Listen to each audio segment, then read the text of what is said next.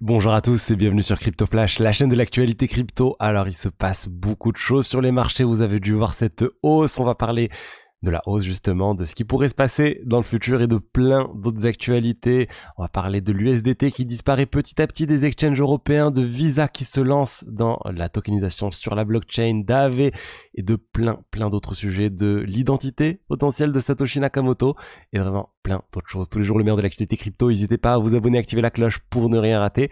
Tout de suite, je vous ai dit, le cours des crypto-monnaies, 62 000 $ plus 2% pour le BTC. Ethereum, 2427 $ plus 3%. On a pas mal de cryptos qui sont encore en plus forte hausse.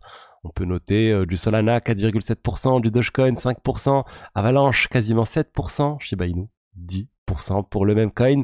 Qu'est-ce qui s'est passé ces dernières heures? On a eu en fait les chiffres de l'emploi aux États-Unis qui sont sortis et qui sont vraiment positifs, mieux qu'attendus. Il y a eu 254 000 emplois de plus le mois dernier, alors que le marché s'attendait à 140 000. Voilà, plutôt une bonne nouvelle pour le marché. Le chômage a légèrement baissé de 4,2 à 4,1%. Bref, on est en train de voir que la politique de la Fed, on va dire, ne dérègle pas l'économie, que ça se passe bien. Ils sont en train de baisser les taux directeurs petit à petit. Ça semble indiquer aussi qu'on aura une baisse de 0,25% lors de la prochaine annonce et pas 0,5%. Mais disons que c'est plutôt de bon augure de voir qu'on s'éloigne d'une possible récession aux États-Unis. Donc voilà, on va dire ce qui explique cette hausse. Après, on l'a vu ces derniers jours, il y a eu la panique totale aussi avec cette possible troisième guerre mondiale. Je ne sais pas quels médias vous regardez, mais voilà, il y a vraiment beaucoup de craintes sur les marchés à cause de ça. Mais finalement, je veux dire, on s'en sort plutôt bien. Que ce soit les marchés boursiers, les marchés crypto, bah, on est remonté là à des niveaux assez acceptables. Euh, et je pense pas moi que ça va chuter fortement lors des prochains mois. Je reste très confiant sur la fin d'année pour les cryptos, pour le BTC, pour l'Ether et pour un certain nombre de crypto-monnaies. Je suis toujours très positif. Je crains pas une chute très importante. Par le passé, on a pu craindre avec ce qui se passait avec la Russie et l'Ukraine une forte chute. Je pense pas qu'on soit au même niveau. Je pense pas qu'on se dirige vers quelque chose de similaire. Et donc honnêtement, je ne m'attends pas à une forte chute des crypto-monnaies à cause de ça. Au cours des prochains mois, je m'attends au contraire à une reprise du marché et qu'on termine en beauté l'année. En tout cas, c'est ce que j'espère et c'est ce que je pense qui va se passer.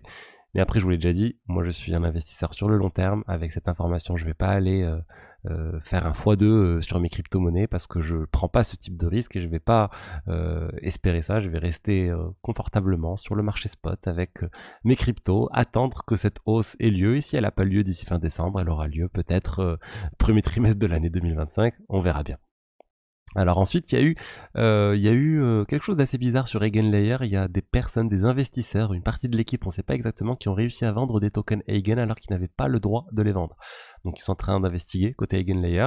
Ça veut dire qu'ils n'ont pas respecté le lock-up. Ça montre aussi qu'il y a un petit souci côté Eigenlayer parce qu'ils auraient pu mettre en place un lock-up qui est vraiment mis en place avec des smart contracts et pas juste un accord entre les investisseurs et eux de ne pas vendre les tokens. Ça fait vraiment assez amateur, on va dire, et j'attends d'avoir un post-mortem, voir qu'est-ce qui s'est passé concrètement sur ce sujet. Ensuite, on a Coinbase qui a commencé à envoyer des communications, je l'ai reçu, moi aussi, comme quoi ils allaient arrêter les stablecoins non Mika d'ici la fin d'année.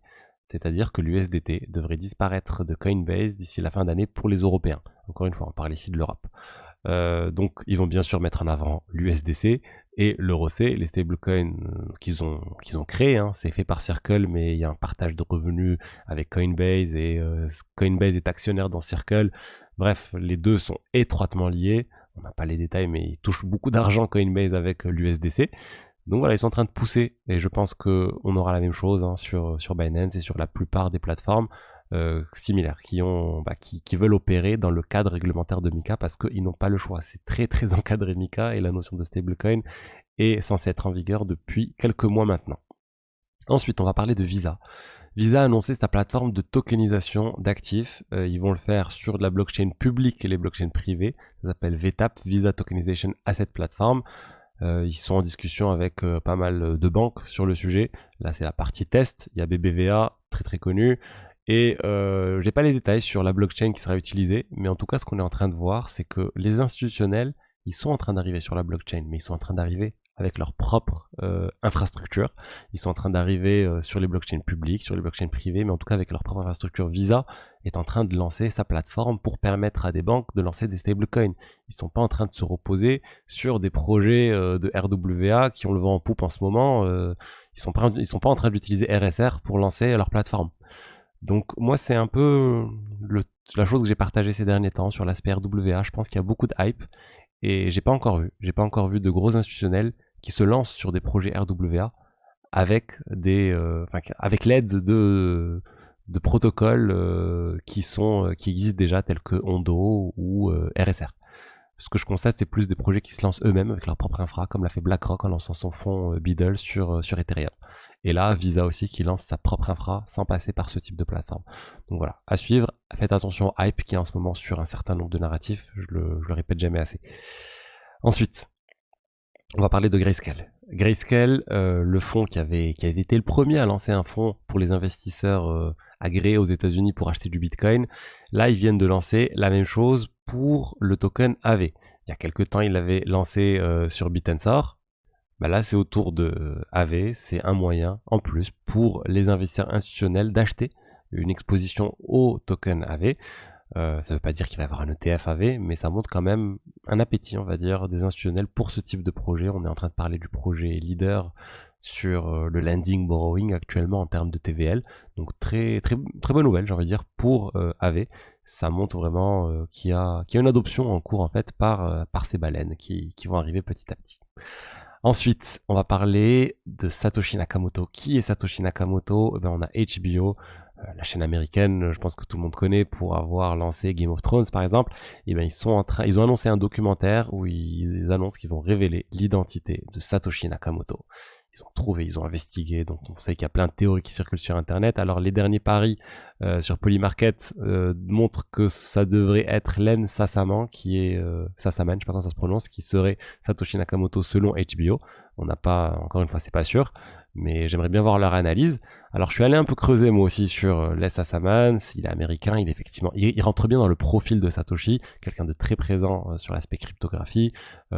Cypherpunk, je crois que c'était un colocataire de Bram Cohen, ouais c'est ça, de Bram Cohen, donc le créateur de BitTorrent à l'époque. Il a vraiment travaillé avec les meilleurs sur le sujet. Il a disparu, il s'est suicidé en juillet 2011. Donc on va dire pourquoi pas, ça pourrait coller. Mais le truc étrange, moi j'ai trouvé, je suis allé voir son compte Twitter. Son compte Twitter existe toujours, Len Sassaman. Et en fait, quand vous faites une recherche sur son compte Twitter sur Bitcoin tout simplement, vous allez sur l'application mobile, j'arrive pas à le faire sur le PC, mais sur l'application mobile, vous aurez son compte Twitter, vous recherchez Bitcoin, et ben vous trouverez que des tweets négatifs sur le Bitcoin. Il est il a pas du tout un avis positif sur le Bitcoin. À un moment, il dit des experts lui ont dit que c'était du pipeau, qu'il y croyait pas trop. Bref, il est vraiment un avis très négatif et je n'imagine pas que Satoshi Nakamoto aille vraiment casser le Bitcoin à fond sur son Twitter. Peut-être que c'est un coup de génie et qu'il a fait exprès justement pour que personne se doute que c'est lui. Mais bon, encore une fois, ça va être difficile un jour de savoir l'identité de Satoshi, mais moi je m'attendrai plus à ce qu'ils ne disent rien ou qu'ils disent le minimum possible. Mais bon, j'attends de voir le documentaire avec impatience, de voir quelles sont les preuves qui vont vraiment avancer. Ensuite, on a eu une transaction sur le réseau Ethereum d'un CryptoPunk, vous savez, c'est NFT, là vous avez le CryptoPunk en question, qui aurait été vendu pour 56 millions de dollars. Donc là, ça commence à faire les gros titres, mais quand on creuse aussi, 56 millions de dollars, c'est complètement démesuré pour ce NFT CryptoPunk qui ne fait même pas partie des NFT CryptoPunks les plus rares. C'est un floor NFT, un floor punk, donc c'est vraiment parmi les moins chers normalement, ça doit valoir moins de 100 000 dollars. Et en fait, qu'est-ce qui s'est passé? C'est qu'il n'y a pas vraiment eu d'achat et de vente à 56 millions de dollars. C'est un flash loan qui a été utilisé. Un flash loan, c'est un mécanisme dans la blockchain pour emprunter une quantité d'argent astronomique. Et du moment où vous rendez la quantité d'argent dans la même transaction, pas de souci. Donc là, ce qui s'est passé, il y a quelqu'un qui a emprunté 56 millions de dollars, qui a envoyé l'argent à un autre compte. Dans la même transaction, tout ça, il y a des outils pour faire ça. Et il a remboursé la transaction, le 56 millions de dollars dans la même transaction. Du coup, ça apparaît comme une vente de 56 millions de dollars, mais c'est pas du tout une vente de 56 millions de dollars. Il y a même eu, il y a quelques années maintenant, une vente similaire avec un flash loan à 500 millions de dollars. Donc vraiment, ça ne veut rien dire.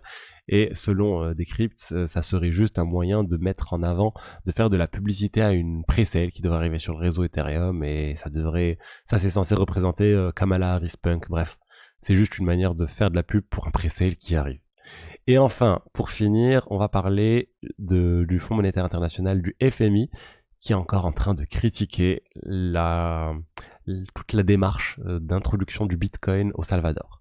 Ils ont fait il y a eu un communiqué par Julie Kozak qui travaille au FMI sur le sujet en disant qu'ils espèrent que le Salvador va limiter l'exposition qu'ils ont au Bitcoin parce que voilà, ils sont pas du tout d'accord avec tout ça, mais c'est normal, le FMI c'est vraiment à l'opposé du Bitcoin, c'est tout ce que j'attends du FMI de décourager l'utilisation du Bitcoin dans tous les pays du monde. Ils ont pas du tout envie de se retrouver dans une situation où tous les pays utilisent le Bitcoin, et moi honnêtement je vous dis, l'un des prochains bull runs que je vois, c'est celui de la guerre entre les pays pour acheter du Bitcoin, et ça sera juste complètement incroyable. Donc voilà ce que je voulais vous dire aujourd'hui. Si vous cherchez du coaching sur les crypto-monnaies, vous avez un lien dans la description. Vous pouvez réserver un appel avec moi. Allez, je vous dis à très vite pour la suite. Au revoir.